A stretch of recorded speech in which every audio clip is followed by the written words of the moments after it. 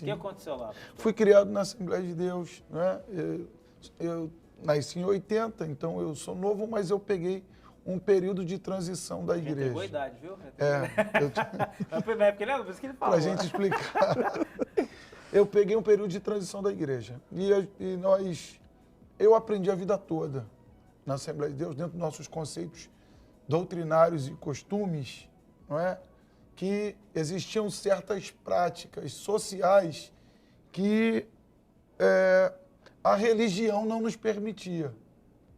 E eu não faço críticas ao meu passado, até porque eu sou neto de pastor, sou filho de pastor da Assembleia de Deus, e hoje eu sou um pastor da Assembleia de Deus, né? Eu não deixei a minha denominação. Porém, baseado na religião, a igreja foi engessada durante um longo período. E engessando, fazendo com que as pessoas se afastassem da igreja, se afastassem de Jesus. Por quê? Porque lá atrás, se eu aparecesse na igreja careca e com a barba que eu estou aqui hoje, a religião ia me condenar. Por certo, como o Sanderson falou aqui, eu seria colocado à parte. Até se tivesse caído o cabelo? Pois... Se só não cortasse, caiu o cabelo. Não, pois é. Né? A ação da natureza era tolerada, mas por estilo, porque eu sou careca por estilo, né? Por estilo próprio não era aceito. Os jovens da nossa igreja não podiam frequentar um cinema, não íamos à praia, não íamos a um shopping center. E tudo isso em nome da religião. Na verdade, que eles queriam colocar como evangelho, aonde eu falei com o senhor no bloco que passou. São os excessos da religiosidade. Hoje, graças ao meu bom Deus, nós tivemos a oportunidade de crescer no conhecimento, que é uma orientação bíblica. A Bíblia vai falar isso para nós, que nós devemos crescer na graça e no conhecimento. Então, nós conseguimos alcançar o conhecimento com ele, a maturidade, e entender que o evangelho está acima das práticas religiosas. Até porque, quando eu falo de práticas religiosas, hoje a gente vai bater em muitas coisas por aí, né? Até porque vivemos século XXI e ainda existem crentes que se baseiam em secretismos religiosos. Que tudo isso vai envolver religião, né? E é um assunto polêmico, como você mesmo disse, e vasto.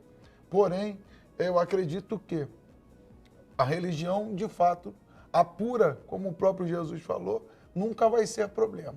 Mas o excesso da religiosidade, sim. Até porque foi esses excessos da religiosidade que levaram tantos outros a passarem lá no passado por dificuldades e privações. Então, eu uso aqui a fala da minha criação e do meu conceito doutrinário como igreja para entender ou fazer entender, tentar ajudar aos que nos ouvem, que o evangelho praticado à luz da Bíblia, ele consegue sobrepor a religião. Mas aqueles ainda que dão muita ênfase para a religião acabam sufocando o evangelho e afastando as pessoas dele. A religião tem esse poder de afastar as pessoas. Os religiosos têm o poder de afastar. Os evangélicos que pregam o evangelho de Jesus, eles têm a capacidade de ajuntar, porque essa é a ordenança de Jesus. Aí eu volto na minha fala inicial, o problema não vai ser nunca a religião, o problema vai ser a prática religiosa excessiva. E todo o excesso, como eu já disse, vai trazer dano. O senhor nos deu um exemplo aí, né, da sua vida em particular, e da questão, né, do ensinamento, né, da forma que foi passado, da forma que foi ensinado. Mas hoje em dia, como talvez um jovem, né, que está recebendo um ensinamento, ele deve, vamos dizer, filtrar essa questão, né? Pegar aquilo que está sendo ensinado, comparar com a palavra de Deus, observar suas práticas. Essa é a melhor forma para um jovem, para uma pessoa, ela talvez não cair, né, nesse erro, né, de ficar, de até cair numa autobitolação, né, se existe essa palavra, para ela não cair nesse erro, né, da religiosidade, de transformar, né, a palavra de Deus, que é algo libertador, em algo que vai aprisionar ela. Qual é a melhor forma? Essa observação, essa análise, isso ajuda? A melhor forma é ter a palavra de Deus como referência, como espelho. E todas as pessoas que pensam, todos os pensadores na história da humanidade, todas as pessoas que pensaram, elas eram tidas como rebeldes. Jesus foi o maior pensador de todos. Os fariseus vinham com a cartilha, com a lei, Ele não queria nada ali, né? com os requisitos, com os preceitos. Jesus, ele pensava. Além dele ser o próprio Filho de Deus, o Cristo, o Deus vivo que nos libertou, ele pensava. Então, ele fez a gente pensar. E todas as vezes que você questiona alguma coisa, você pondera alguma prática religiosa, algum pensamento, ou algum sistema que está por trás de uma sociedade que domina, ele é rebelde. Ele é filho do diabo. Ele é isso, ele é aquilo. Porque você pensou. Jesus nos ensina a pensar. O que Paulo vai dizer aos Romanos? Um versículo muito conhecido, Romanos capítulo 12, versículo 1 e 2. O que diz? Todo mundo usa isso, né? Mas não usa para pensar. Irmãos, que podemos ter um culto racional. Apresentemos nosso corpo em sacrifício vivo. O que é o culto racional? O que é razão? Razão é você saber o que está fazendo. A gente sabe quem a gente adora, a gente sabe qual é a nossa posição mediante a sociedade, sabemos o Deus que servimos. Isso tem um culto racional, é pensar, não ser irracional. E muitas das vezes a religião faz com que as pessoas se tornem irracionais. Comete atos sem pensar. Aí no versículo 2 ele diz o seguinte: transformais pela renovação do nosso entendimento. O que é entendimento? A pessoa ser inteligente, a pessoa pensar, saber o que ela está fazendo, não ser levado por conceitos religiosos, ser levado pelo que a massa diz, pelo que o povo diz. Existe um ditado que as pessoas usam até hoje, dizendo que a voz do povo é a voz de Deus. Isso é grande mentira. Muito. É grande mentira isso. Então, para que a gente não caia, as gerações futuras não caiam nessa cilada da religiosidade, do sistema religioso, é só pensar. Para e pensa e analisa o que a Bíblia diz. Só isso. Eu vou usar aqui, Joey, uma outra colocação que o Sanderson falou. A religião, ela acaba passando por cima do direito do próximo. Correto. Então, quando eu falo dos meus conceitos hoje de costumes não doutrinários, porque o doutrinário eu mantenho porque é baseado na Bíblia, mas os costumes da minha denominação, do meu segmento de prática de fé, isso não vai me fazer melhor e nem pior do que ninguém. A religião faz a pessoa entender que o que ele está fazendo é o melhor. Infelizmente, falamos hoje para dentro da igreja é isso.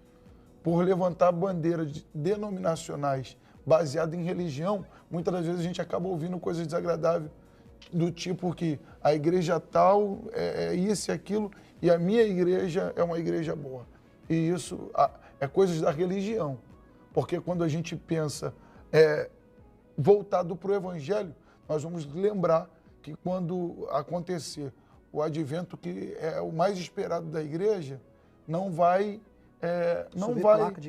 subir placa de igreja. Então, quem está liberto da religião respeita os outros, respeita a prática, respeita a liturgia, respeita os métodos dos outros. E a religião, infelizmente, os movidos pela religião acabam desrespeitando aos outros. Então, eu acho que é uma colocação também muito boa.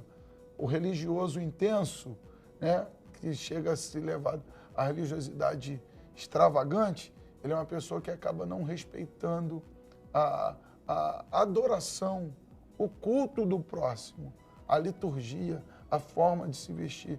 Eu não sou contra os irmãos que andam de terno e gravata, que mantêm o rosto barbeado. Pelo contrário, respeito. Mas dentro do que nós estamos falando, o respeito tem que ser mútuo. Não é porque hoje eu me tornei... Hoje, como me chamam, né, um assembleiano renovado. Para mim, a Assembleia de Deus é uma só. Mas o assembleiano renovado do mesmo... Não chama o senhor de, lá, o de viado, não, né? Algo em si.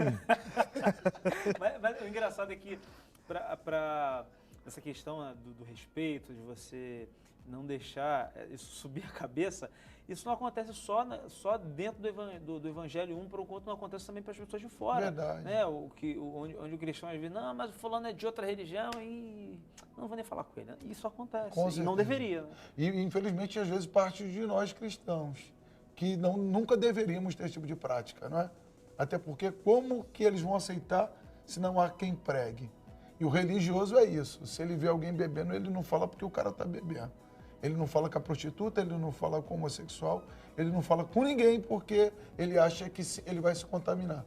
Quando, na verdade, Jesus ele nos comissionou para que nós fôssemos essas pessoas. E eu tenho certeza que esse debate aqui vai abrir muita mente de muita gente aí a respeito do Evangelho e da religião e vai ser de grande relevância para a vida espiritual de quem nos ouve. E vocês acham que, além, né, aqui dessa conversa que a gente está tendo aqui na TV, talvez de outros programas que abordam esse tema, estudos que são feitos, livros que são feitos sobre essa questão, vocês acham que as igrejas hoje têm falado sobre essa questão, têm falado sobre isso, têm tocado nesse ponto, para explicar para os seus membros o que é religião, o que é o Evangelho, o que é a prática do Evangelho, discutir essas diferenças? Vocês acham que existe isso hoje? Era para ser mais intenso. Claro que as barreiras, vamos colocar do lado denominacional, como o pastor Gisel colocou. As barreiras denominacionais estão caindo aos poucos. Verdade. Alguns anos atrás, vamos usar um exemplo, um crente assembleano não cumprimentava um crente batista com a paz do Senhor. Verdade. Não cumprimentava. As outras igrejas não falavam com outro. Se você visse um irmão que tivesse de bermuda na igreja e de camiseta, está desviado, está afastado. O termo era assim desse jeito. Só que com o longo dos anos, essas barreiras foram caindo. Precisam cair mais ainda. Mas já melhoramos, vamos botar aí, né, pastor José? Demos 50% de melhora, já progredimos. Creio que ao longo dos anos, a gente vai progredir mais ainda. É óbvio que muitos pastores alertam, falam, ensinam, mas poderia ser mais intenso. Creio que essas barreiras denominacionais vão caindo a cada dia. Porque, é como eu disse na minha palavra anterior, quando você pensa, analisa e pensa, se torna um pensador, não crítico, mas um pensador, quando você está baseado em Romanos 12, 2, renovação do seu entendimento, quando você pensa, a sua mente abre, você não fica com aquela mente engessada, controlada pelo sistema, não. A questão é só pensar, é só colocar na balança o que é bom, o que é ruim. Como disse, as barreiras caíram muito. Creio que ao longo dos anos vão cair mais. Eu creio assim. Com certeza. O que o Sanderson falou, hoje existe uma liderança, até uma liderança desse tempo presente, porque, brother Joey, eu sempre falo uma coisa.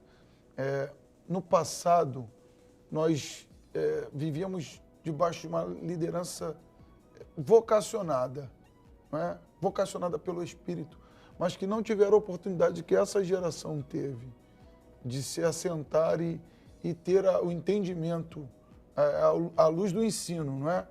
E por isso eu acredito que, como já avançamos 50%, nós vamos ter um avanço ainda maior, porque os pastores estão tendo coragem de ir hoje ao plenário e expor para eles a respeito da liberdade do Evangelho e de tirar a mística, né, da religião, porque acaba se tornando uma mística no meio da igreja.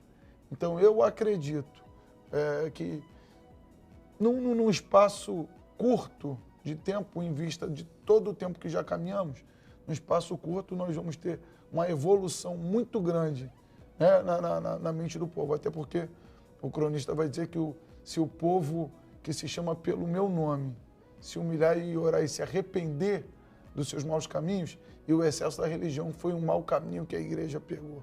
Só que temos acordado para isso, temos nos arrependido.